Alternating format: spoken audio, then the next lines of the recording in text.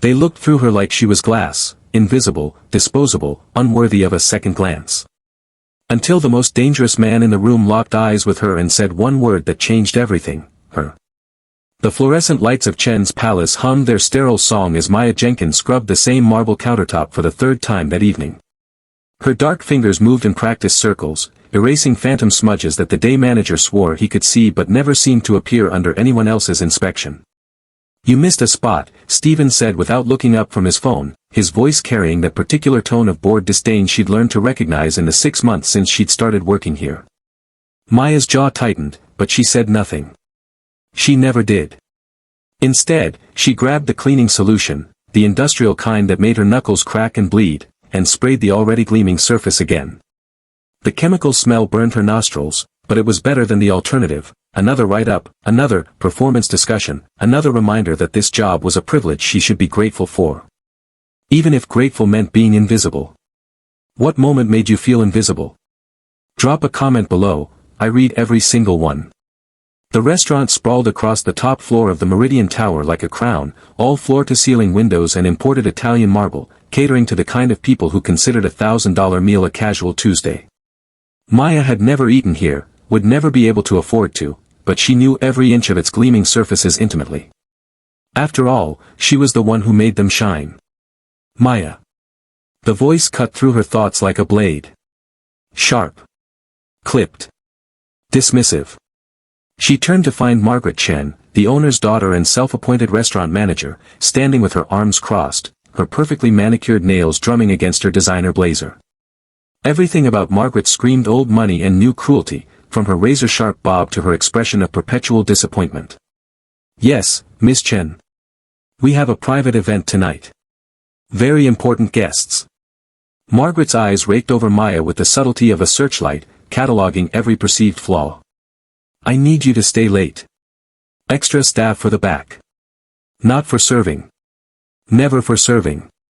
Maya was always relegated to the shadows, the kitchen, the storage rooms, the places where important guests wouldn't have to see her. "Of course," Maya said, because what else could she say? Margaret's lip curled in something that wasn't quite a smile. "Good. And Maya? Stay out of sight. These guests are particular. We can't afford any distractions." The unspoken words hung in the air between them, as visible as if Margaret had written them in the air. "People like you make people like them uncomfortable." Maya nodded, swallowing the familiar taste of bile and humiliation. Margaret clicked away on heels that cost more than Maya's monthly rent, leaving behind only the cloying scent of her perfume and the weight of her disdain. Across the city, in a penthouse that overlooked the glittering sprawl of downtown like a predator surveying prey, Jae-sung Park stood before floor-to-ceiling windows, watching the sun bleed into the horizon. He didn't see beauty in the sunset. He saw territory. Power. The city spread before him like a kingdom he'd built with blood and precision, every street corner and back alley a piece of an empire most people didn't know existed. "Boss." The voice behind him was deferential, careful.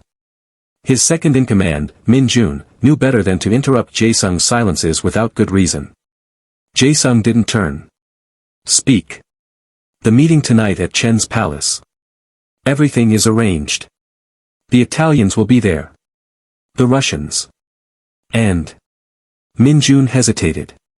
"The Yakuza sent confirmation." Now Jae-sung turned, his expression unreadable behind dark eyes that had witnessed more death than most men twice his age. At 34, he'd risen through the ranks of the Seoul-based organization with a combination of strategic brilliance and ruthless efficiency that had earned him both respect and fear in equal measure. "Good," he said simply. His voice was quiet, controlled, the kind of quiet that made smart men nervous. "This alliance will secure our position for the next decade. There can be no mistakes." "There won't be," Min-jun assured him. "I've vetted everyone. The venue, the staff, the..." "I don't care about the venue," Jae-sung interrupted, his tone sharp as a knife's edge. "I care about loyalty. I care about strength. I care about people who understand that in our world, respect is the only currency that matters." He'd learned that lesson early, growing up in the slums of Seoul before the organization found him, polished him, made him into something more. He'd learned that society's hierarchy was arbitrary, cruel, and often wrong. And he'd learned that true power came from seeing what others missed. That evening, as Maya changed into her work uniform in the cramped staff bathroom, she caught her reflection in the smudged mirror. 28 years old, and already she could see the weight of invisibility etched into the set of her shoulders, the careful blankness she'd learned to wear like armor. She'd had dreams once. A degree in hospitality management from a state school, visions of running her own restaurant someday, creating spaces where people felt welcomed, seen, valued. But dreams required capital, both financial and social, and Maya had learned the hard way that people who looked like her were often presumed to have neither. So here she was, scrubbing counters in a restaurant she'd never be allowed to dine in, serving people who would never see her as anything more than part of the furniture. But I'm still here, she thought, straightening her shoulders with a defiance that no one would ever witness. I'm still standing. She didn't know yet that this quiet act of resilience, this refusal to disappear completely, would be the very thing that would save her life. By 8 o'clock, Chen's palace had transformed into something even more exclusive than usual. The regular dining room had been cleared, replaced by a single massive table in the private event space. Maya glimpsed it only briefly as she carried supplies to the kitchen, black lacquered wood, settings that probably cost more than her car, and an atmosphere so thick with tension she could taste it like copper on her tongue. Eyes down, mouth shut, Stephen hissed at her as she passed. These aren't normal guests. Maya had already figured that out. The men arriving wore expensive suits that couldn't quite hide the hard edges beneath, the bulk of concealed weapons, the watchfulness of people accustomed to violence. She recognized the type from her old neighborhood, though these men operated on a different scale entirely. She kept to the kitchen, washing dishes and preparing backup supplies, staying invisible the way she'd been trained. But invisibility, she would soon learn, was a double-edged sword. Jae-sung arrived at Chen's palace with Min-jun and 4 of his most trusted men. The meeting was a formality in many ways. The real negotiations had happened weeks ago in secured phone calls and encrypted messages. Tonight was about respect, about looking your allies in the eye and ensuring everyone understood the stakes. The Italian sat on one side of the table, led by Marco Antonelli, a silver-haired man with dead eyes and a smile like a shark. The Russians flanked them, quiet and watchful. The Yakuza representatives sat with the rigid formality of their tradition, their tattoos hidden beneath expensive fabric but present nonetheless, a secret language of loyalty and violence. And Jae-sung sat at the head, because this was his city now, his territory, and everyone in this room knew it. Gentlemen, he began, his English accent neutral and precise, we gather tonight to formalize what we all already know, that cooperation serves us better than competition. That the city is large enough for all of us to prosper, provided we respect boundaries and honor agreements. Margaret Chen herself served the first course, her hands trembling slightly as she placed delicate appetizers before men who could end her family's business with a single phone call. Jae-sung barely noticed her, his attention focused on reading the room, watching for any sign of deception or weakness. The dinner progressed with careful civility, each course a negotiation in miniature. Wine flowed. Promises were made. And Jae-sung felt the familiar satisfaction of a plan coming together. Then the door to the kitchen swung open. Maya hadn't meant to enter the dining room. She'd been reaching for clean wine glasses in the storage area when Stephen had grabbed her arm, his grip bruising. Ms. Chen needs more champagne flutes. Now. Don't just stand there, move. She'd grabbed the tray of glasses and pushed through the door before she could think, before she could remember the warnings, and suddenly she was standing in the private dining room surrounded by the kind of men her mother had warned her about, the kind of men who made the news when someone was found in the river. The conversation stopped. Every eye in the room turned to her. Maya froze, the tray suddenly impossibly heavy in her hands, her heart hammering so hard she was certain they could hear it. She felt their gazes like physical weight, dismissive, irritated, some actively hostile at the interruption. What is this? Marco Antonelli's voice dripped with contempt. Chen, I thought you said this was a private event. Margaret materialized from nowhere, her face flushed with mortification and fury. I'm so sorry, gentlemen. She wasn't supposed to, she grabbed Maya's arm, nails digging in. Get out. Now. But Maya couldn't move. Because one pair of eyes hadn't looked away. Jae-sung Park stared at her with an intensity that made her breath catch, his expression unreadable but his gaze absolutely focused, as if he was seeing something no one else could see. The moment stretched, crystallized, became something else entirely. "Wait," Jae-sung said, his voice cutting through the tension like a blade through silk. The single word hung in the air, carrying the weight of absolute authority. Margaret's hand loosened on Maya's arm. The room held its breath.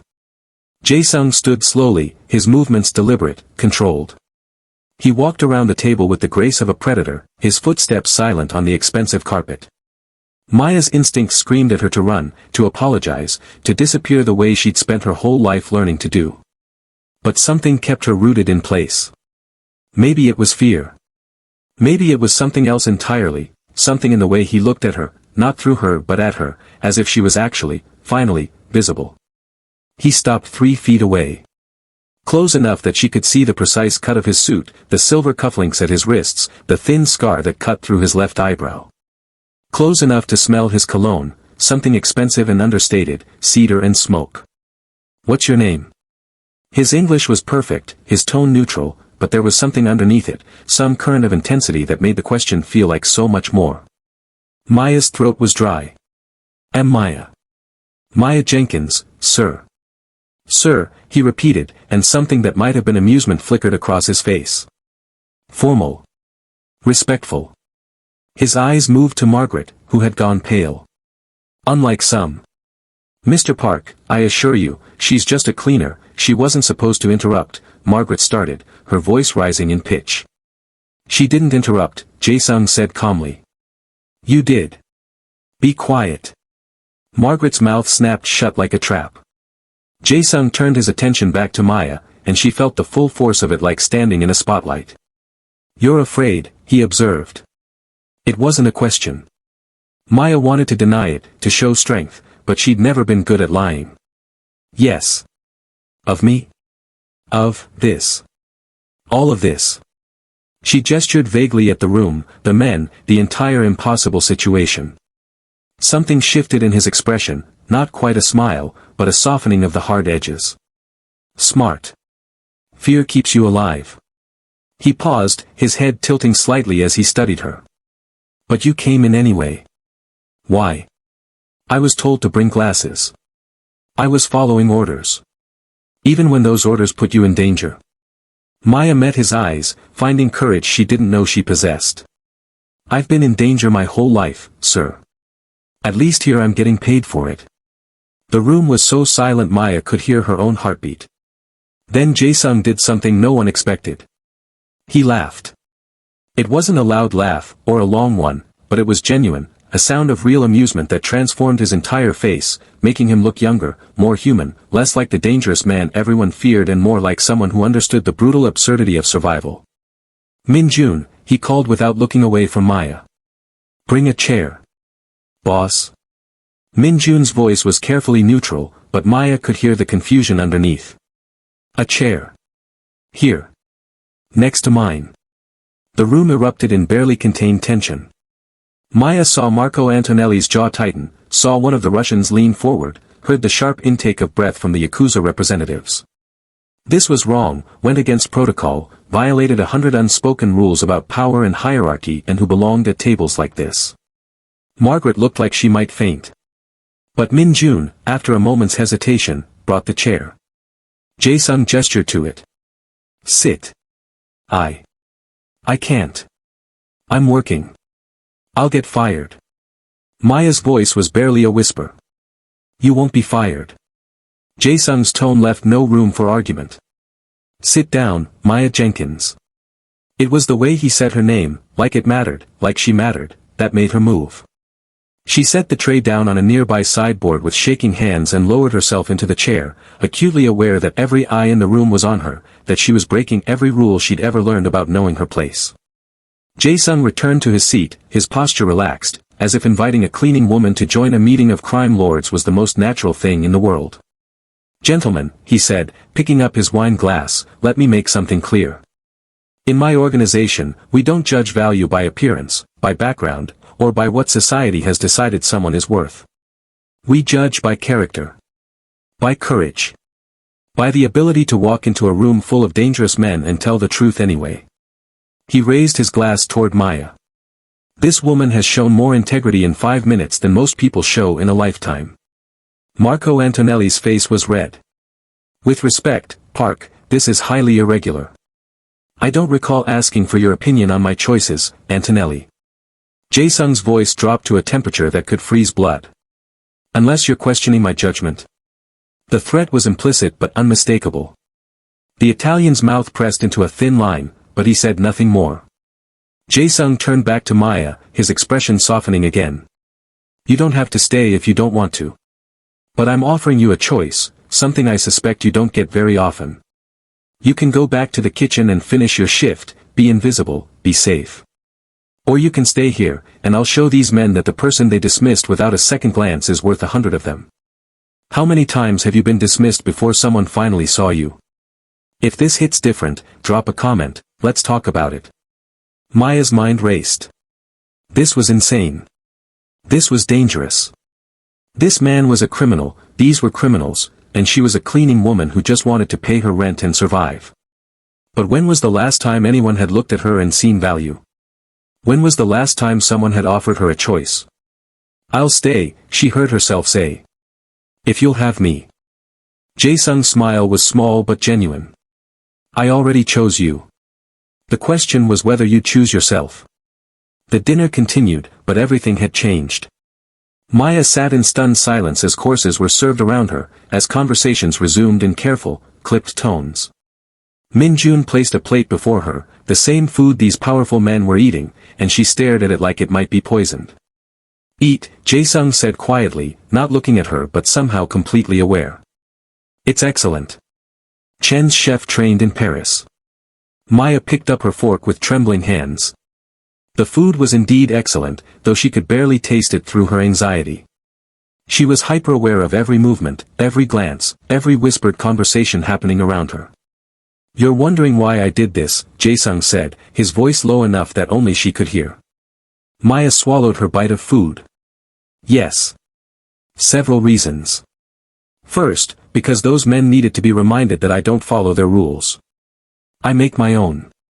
He took a sip of wine. Second, because I'm curious about you. Anyone who can walk into a room like this and maintain that much honesty has a strength most people lack. Or I'm just too stupid to lie properly, Maya whispered. He turned to look at her then, really look at her, and she saw something in his eyes she hadn't expected, recognition. You think you're not smart. That's what they've told you, isn't it? Your whole life, they've told you to know your place, to be grateful for scraps, to accept being invisible. Maya's throat tightened. How did he know? How could he possibly know? I grew up in the slums of Seoul, Jae-sung continued, his voice still quiet but carrying an edge of steel. My father was a laborer who drank himself to death. My mother cleaned houses for families who wouldn't let her use the front door.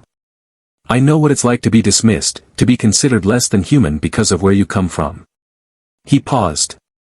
The difference is, I decided they were wrong. And I made them pay for underestimating me.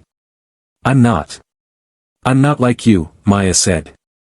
I'm not strong like that. Aren't you? He gestured subtly around the room. You're still sitting here. Most people would have run. The dinner wound down over the next hour. Deals were finalized, terms agreed upon, and throughout it all, Maya remained at Jae-sung's side like a silent statement of defiance. She noticed the way the other men watched her, some with confusion, some with barely concealed contempt, a few with something that looked almost like curiosity. When the meeting finally concluded, the guests departed in careful procession, leaving only Jae-sung, his men, and Maya in the vast dining room. Margaret Chen hovered at the edge of the space, her face a mask of anxiety. Ms. Chen, Jae-sung called, and the woman practically jumped. Come here.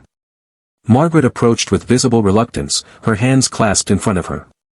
Yes, Mr. Park. Ms. Jenkins will no longer be working for you.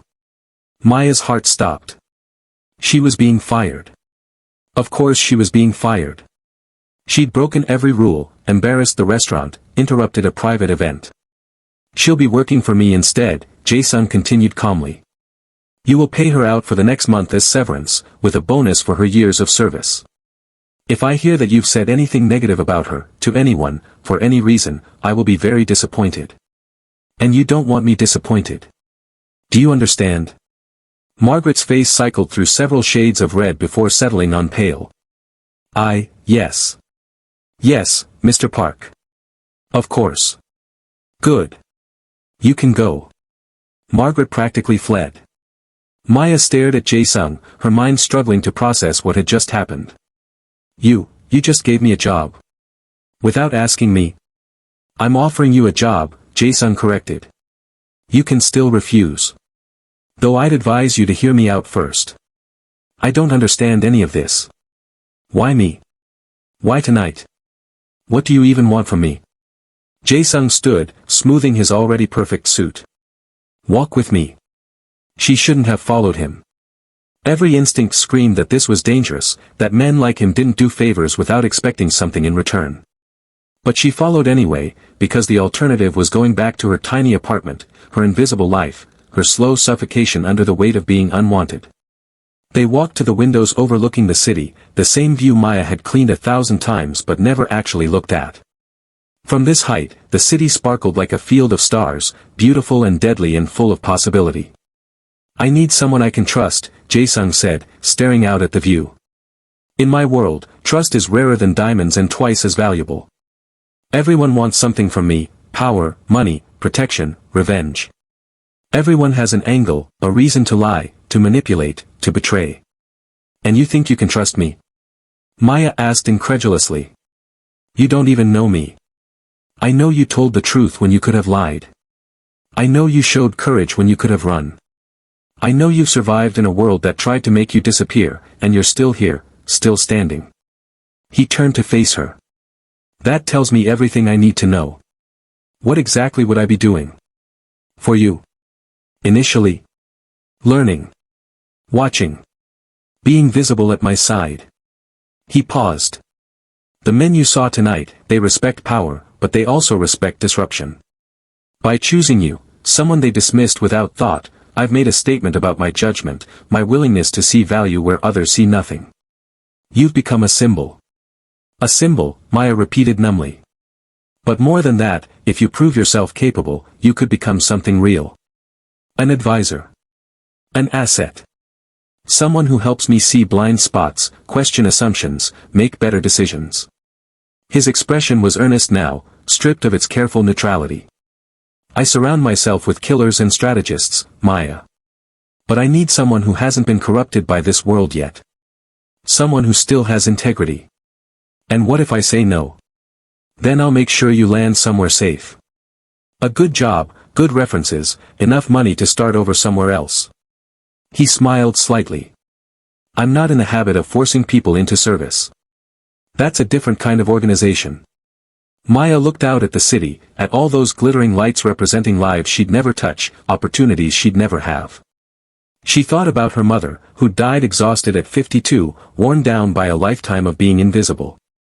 She thought about her own future, slowly calcifying into the same pattern. What's the catch? She asked. There's always a catch.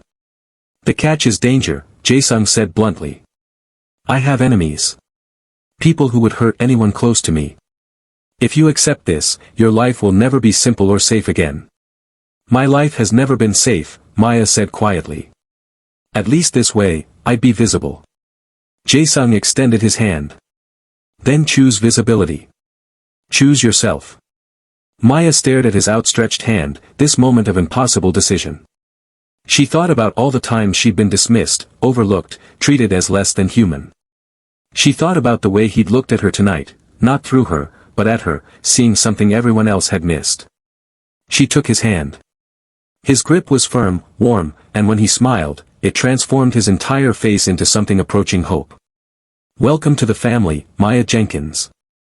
3 months later, Maya stood in a penthouse that had become her new world, watching the city that had once represented everything she couldn't have. Now it represented something different, possibility. Danger. Power. The transition hadn't been easy. Jae-sung's world was built on violence and strategy, on reading people and situations with perfect precision, on understanding that one mistake could mean death. Maya had spent weeks learning the organization's structure, meeting people who looked at her with everything from curiosity to outright hostility, navigating a social hierarchy even more complex than the restaurant she'd left behind. But she'd learned. And more surprisingly, she'd thrived. Jae-sung had been true to his word. He'd made her visible, kept her at his side during meetings, asked her opinion on decisions, treated her input with the same respect he gave his most senior advisors. At first, people had assumed she was just window dressing, a statement piece with no substance. They'd learned otherwise. Maya's outside perspective, her ability to see situations without the baggage of criminal tradition, her instinct for reading people honed by years of being invisible, had proven valuable again and again. She'd spotted lies that Jae-sung's hardened men had missed. She'd suggested strategies that circumvented conflicts entirely. She'd become, against all odds, indispensable. And somewhere along the way, something else had happened. "You're thinking too loud," Jae-sung's voice came from behind her. Maya turned to find him emerging from his office, loosening his tie with one hand. It was late, past midnight, and the rest of the penthouse was empty except for the guard stationed discreetly outside. "Just processing," she said. He joined her at the window, standing close enough that she could feel the warmth of him. Over the past 3 months, their relationship had evolved into something she couldn't quite name, professional respect mixed with genuine friendship, shot through with an undercurrent of tension neither of them had acknowledged. "The Antonelli situation," Jae-sung said. It wasn't a question. Marco Antonelli had been making moves, testing boundaries, pushing back against the alliance. And tonight, they'd received intelligence that he was planning something more serious, a betrayal that could shatter the fragile peace and trigger a war that would consume the entire city. "He's going to move against you," Maya said quietly. "Tomorrow night, at the charity gala. He thinks the public venue will make you vulnerable." "I know." Jae-sung's voice was calm, but she could see the tension in his shoulders. "Min Jun has already arranged countermeasures. That's not what's bothering you." He turned to look at her, and in his eyes she saw something she'd never expected to see from the most dangerous man in the city, vulnerability. "I'm bothered," he said carefully, "because I've realized something. Something that makes me weak in ways I can't afford." Maya's breath caught. "What?" "You." The word was simple, devastating. "I've spent my entire life building walls, Maya. Keeping distance between myself and everyone because attachment is a liability in this world. It's a weapon people use against you. Jae-sung. Let me finish." He stepped closer, his hand coming up to cup her face with surprising gentleness. "From the moment I saw you in that dining room, dismissed and overlooked, I saw myself. But I also saw something I thought I'd lost, the possibility of connection.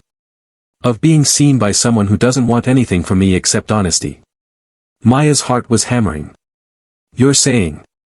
"I'm saying I've fallen for you. Completely. Dangerously. And tomorrow, when Antonelli makes his move, he won't just be targeting me. He'll be targeting you too, because he's not stupid. He's seen how I look at you. Everyone has." The fear that shot through Maya was sharp and immediate. "Then I won't go. Tomorrow, I'll stay here, stay safe." "No." His voice was firm. "Because if you hide, they win. If you disappear, they prove their point, that people like you don't belong in this world, that I was wrong to choose you." His thumb traced her cheekbone. "I need you there. Not just for the plan, but because I refuse to let them make you invisible again." "This is insane," Maya whispered, but she was leaning into his touch. "We're insane." "Probably." He smiled, and it was the most genuine expression she'd ever seen on his face. "But I didn't build an empire by playing it safe." He kissed her then, and it was like every moment of the past 3 months had been leading to this, the slow burn of connection, the recognition of two people who'd been dismissed and overlooked finally seeing each other completely. When they broke apart, Maya was breathless but determined. "So what's the plan?" Jae-sung's smile turned predatory. "We're going to give Antonelli exactly what he expects. And then we're going to show him what happens when he underestimates us." The charity gala was held at the Grand Astoria Hotel, a glittering event full of the city's elite, politicians, business leaders, and the criminal underlords who pulled their strings. Maya wore a dress that Jae-sung had chosen for her, midnight blue silk that made her feel like someone else entirely, powerful, visible, worthy. "You're staring," she murmured as they entered the ballroom. "I'm appreciating," Jae-sung corrected, his hand on the small of her back. "There's a difference." They moved through the crowd, a statement of unity that drew eyes and whispers. Maya had learned to hold her head high despite the attention, to meet those stares with the calm assurance Jae-sung had taught her. Marco Antonelli was there, surrounded by his men, his smile sharp as broken glass when he saw them approach. "Park," he greeted, his tone false friendly. "And your associate. How lovely to see you both." "Antonelli." Jae-sung's voice was neutral, but Maya could feel the tension in him. "Enjoying the evening?" "Immensely. Though I hope you won't mind if I steal a dance with your companion. I'm curious to get to know the woman who's captured your attention so completely." It was a challenge, a provocation designed to test Jae-sung's control. Maya felt Jae-sung's hand tighten on her back, but when he spoke, his voice was perfectly calm. "If Ms. Jenkins is willing." Maya understood immediately.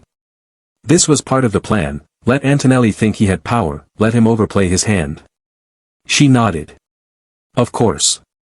Antonelli led her to the dance floor, his grip on her waist just a shade too tight, possessive in a way that made her skin crawl. "You've done well for yourself," he said as they moved to the music. "A cleaning woman, now dancing with criminals. Tell me, what does Park see in you?" Maya met his eyes steadily. "Why don't you ask him?" "I'm asking you. Because I don't understand it. You're nothing special. No connections, no power, no family worth mentioning. Just another person society would prefer to forget." He leaned closer, his breath hot against her ear. "So what's your secret? What trick did you use to make yourself matter?" The old Maya, the invisible one, would have shrunk from this attack, would have internalized the poison and believed it. But Maya had spent 3 months learning to see herself through different eyes, to value herself the way Jae-sung valued her. "No trick," she said calmly. "Just the radical act of being myself. You should try it sometime." Antonelli's face darkened. "Cute. But you don't belong in this world, sweetheart. And tonight, you're going to learn." He never finished the sentence. Because that's when the lights went out. The ballroom plunged into darkness, screams erupting from the crowd.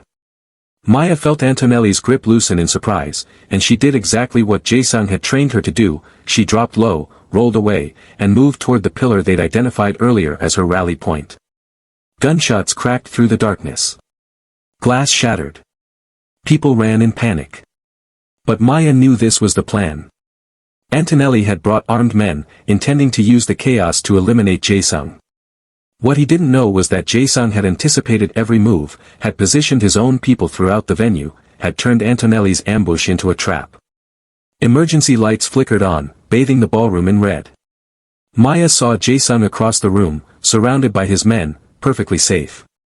She saw Antonelli's men being systematically disarmed and subdued by security that wasn't really security at all.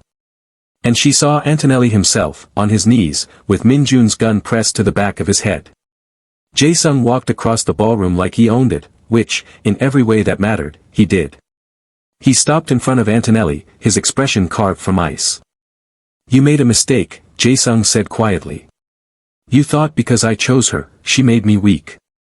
You thought my feelings were a vulnerability you could exploit." He glanced at Maya, and his expression softened for just a moment. "You didn't understand that she makes me stronger. That having something worth protecting doesn't make you weak, it makes you lethal." He nodded to Min Jun, who hauled Antonelli to his feet. "You're going to disappear," Jae-sung continued. "Your organization will be absorbed into ours. Your men will swear loyalty or find other employment. And you, personally, will leave this city and never return. If I ever see you again, I won't be this merciful." Antonelli's face was a mask of rage and humiliation, but he was smart enough to know when he'd lost. He was dragged away, and with him went any challenge to Jae-sung's authority. The ballroom slowly returned to order, guests being ushered out by real security this time, the evidence of violence being expertly erased. Maya stood at her pillar, heart still racing, trying to process what had just happened.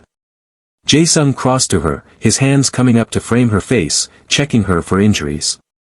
"Are you hurt?" "No. I'm okay. The plan worked. The plan worked because you trusted me. Because you were exactly where you needed to be, did exactly what you needed to do." He pulled her close, not caring who might see. "You were perfect. Maya laughed shakily, adrenaline still flooding her system. I was terrified. Courage isn't the absence of fear.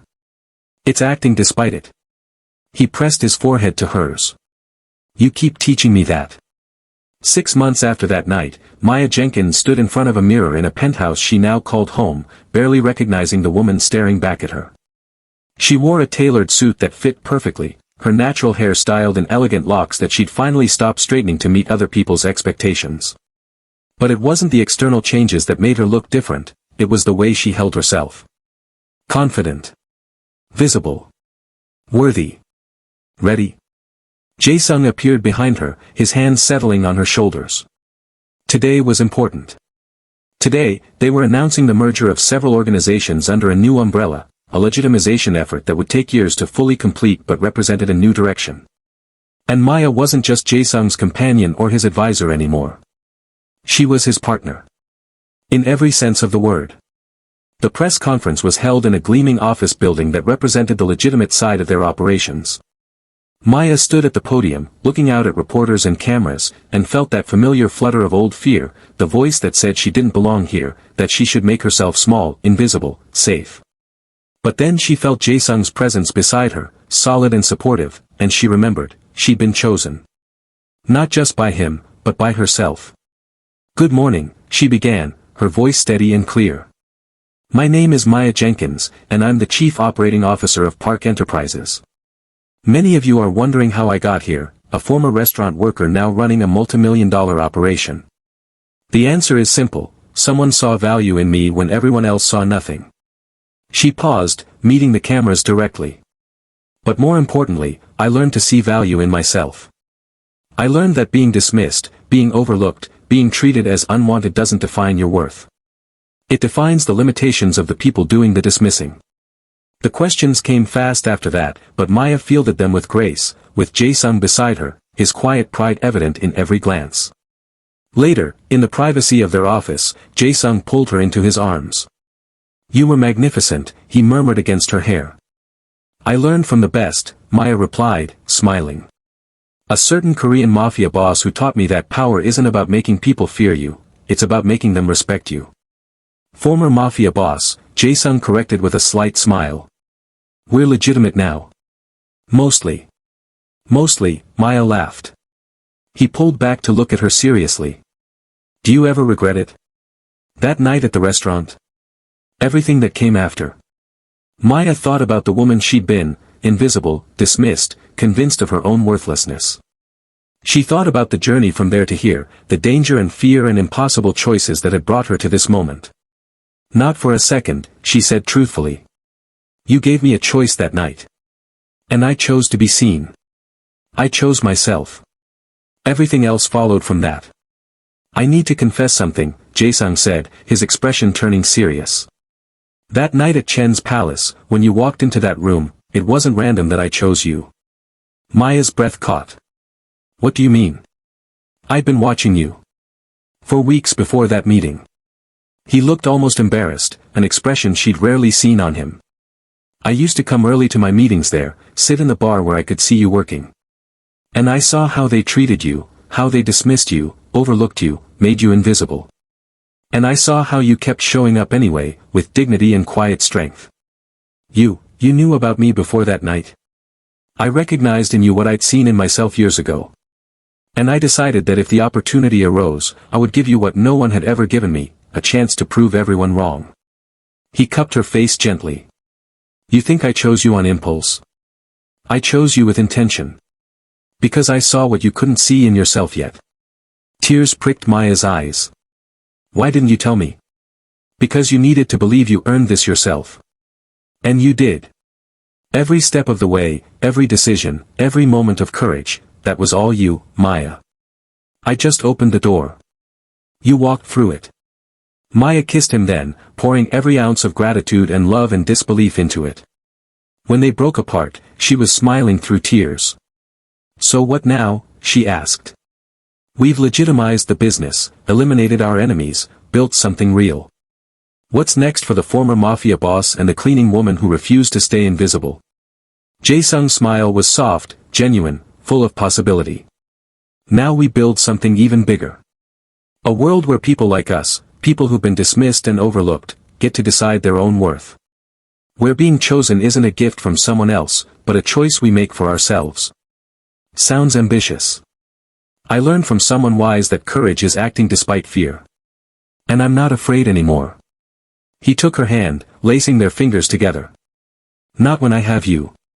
That evening, Maya stood at the window of their penthouse, the same view she'd cleaned 1,000 times in another life, when she'd been invisible and small and convinced she didn't matter. Now she looked out at the city and saw opportunity. Saw power. Saw a world she'd helped reshape simply by refusing to disappear. Her phone buzzed with a message from her cousin, someone she hadn't spoken to in years. Saw you on the news. Mom would be so proud. I'm proud. You showed everyone who said you were nothing that they were wrong. How did you do it? Maya thought about her answer for a long moment, then typed. I met someone who saw me when I was invisible. But more importantly, I learned to see myself. That's the real secret, not waiting for someone to choose you, but choosing yourself first. Everything else follows. She sent the message, then added. And if you're feeling invisible right now, if people are dismissing you, treating you like you don't matter, remember this, their blindness is their limitation, not yours. You are worthy of being seen. You always have been. Jae-sung joined her at the window, wrapping his arms around her from behind. What are you thinking about? He asked. How many other people are out there right now, being dismissed and overlooked, convinced they're worthless because that's what the world has told them? Too many, Jae-sung agreed quietly. I want to help them. Not just through the business, but more. I want to create programs, opportunities, pathways for people who've been invisible. I want to be for someone else what you were for me. Jae-sung turned her to face him, his expression serious but warm. Then we will. Together. Because you're right, there are too many people out there who just need one person to see them, to give them a chance, to show them they matter. Is that our next project then? Building bridges for the invisible? I think it's our life's work, Jae-sung said. Mine started when I chose you. Yours started when you chose yourself. And now we get to help others make that same choice. Maya smiled, feeling something settle in her chest, peace, purpose, the certainty that she was exactly where she was meant to be. Everyone dismissed a black woman as unwanted, she said softly, echoing the judgment she'd lived under for so long. Until a Korean Mafia boss chose her. But the real story isn't that he chose me. What's the real story? Jae-sung asked, though she could see he already knew. The real story is that I chose myself. And everything else followed from that one act of courage. He kissed her forehead, her cheeks, finally her lips. That's exactly right. And now you get to spend the rest of your life teaching others to do the same. We get to spend the rest of our lives doing that, Maya corrected. Together. Together, Jae-sung agreed. Always. Outside their window, the city glittered with infinite possibility, full of invisible people waiting to be seen, waiting to be chosen, waiting to learn that the power to matter had been inside them all along. And in that penthouse, two people who had once been dismissed, overlooked, and underestimated held each other close, knowing that they'd found something rare, not just love, but recognition. The gift of being truly, completely, finally seen. If this story reminded you that you matter, that you're worthy of being seen, drop a comment below. Share it with someone who needs to hear this today.